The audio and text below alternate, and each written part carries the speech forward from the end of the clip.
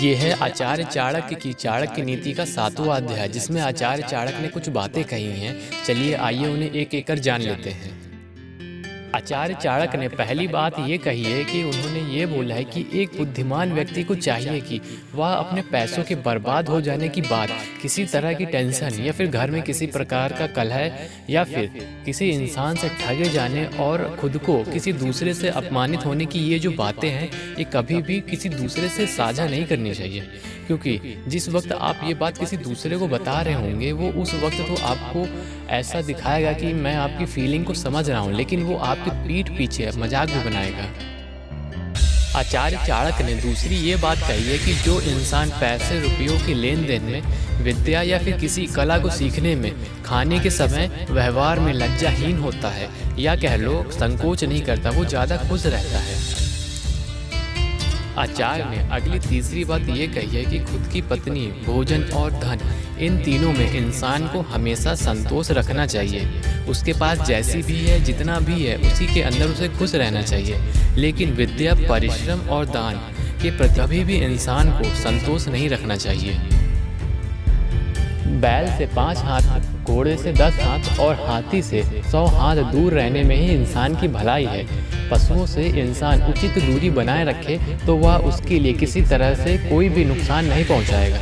लेकिन एक दुष्ट व्यक्ति से बचने के लिए यदि उस जगह को ही छोड़ना पड़े तो इसमें कभी भी हिचकिचाना नहीं चाहिए।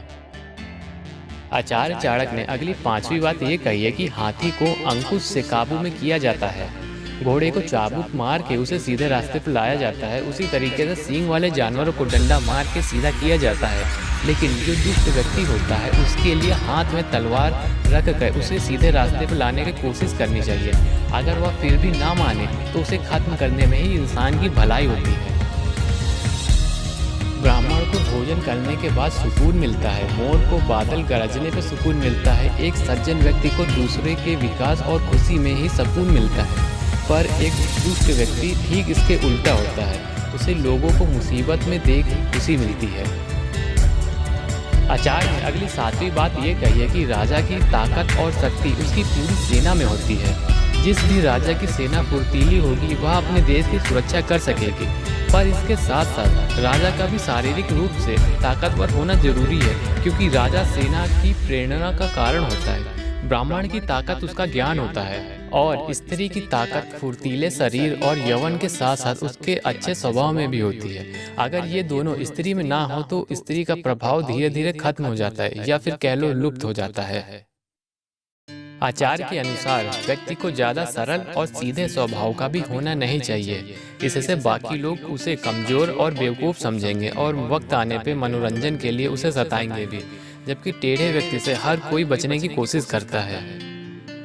आचार्य चाणक्य ने 9वीं बात ये कही है कि जहाँ पानी रहता है वहाँ पे हंस रहते हैं, और जब पानी सूख जाता है तो हंस उस जगह को छोड़ देता है।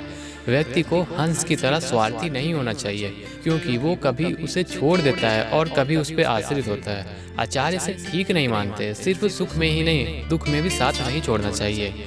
अगर किसी ने आपके खराब समय में आपका साथ दिया है तो एक बुद्धिमान व्यक्ति की दृष्टि से यह ठीक नहीं है कि आप उसके साथ किसी कारण से संबंध तोड़ दें। अगर आपको कभी दोबारा से उसकी जरूरत पड़ी तो आप किस मुंह से उसके पास मदद मांगने जाएंगे। आचार्य ने 10वीं बात ये कही है कि मिला हुआ और कमाया हुआ पैसा का त्याग कर देना और उसे सही जगह पे लगाना या फिर सही तरीके से खर्च करना, उससे ठीक लाभ उठाना उसकी रक्षा करता है।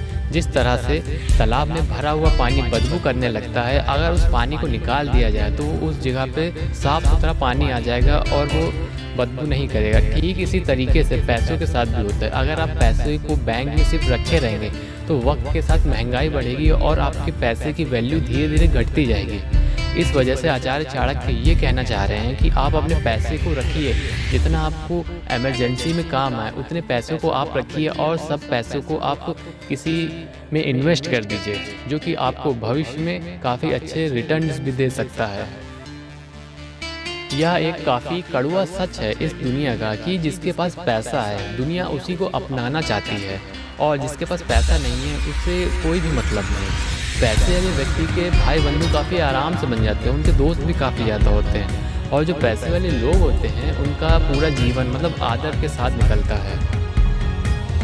आचार्य ने अगली 12वीं बात ये कही है कि अगर कोई इंसान शेर की गुफा के अंदर चला जाता है तो हो सकता है कि वहाँ पे उसे हाथी के मस्तक की मूर्ति मिल जाए, लेकिन अगर कोई इंसान गीदड़ की गुफा में जाता है तो वहाँ पे उसे बछड़े की पूंछ या फिर गधे की खाल का टुकड़ा ही मिलेगा।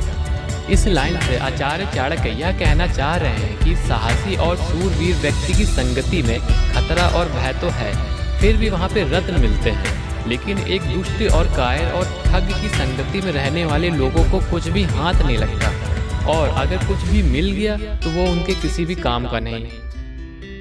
आचार्य ने अगली और आखिरी बात ये कही है कि बिना विद्या के मनुष्य का जीवन कुत्ते की पूंछ की तरह होता है, जिससे ना तो वह अपने गुप्त अंग को ढक सकता और ना ही काटने वाले छोटे मोटे कीट पतंगों को हटा सकता है। यहाँ पे आचार्य चाणक्य का 7वां अध्याय खत्म होता है। मैं आपसे उम्मीद करूँगा कि आपको ये अध्याय पसंद आ रहे होंगे, और अगर आपने इसके सारे पार्ट नहीं देखे तो आप प्लेलिस्ट में जाके इसके सारे अध्याय देख सकते हैं। अब आपसे मिलेंगे आचार्य चाणक्य के 8वें अध्याय में। तब तक के लिए अपना ध्यान रखिएगा। जय हिंद, वंदे मातरम।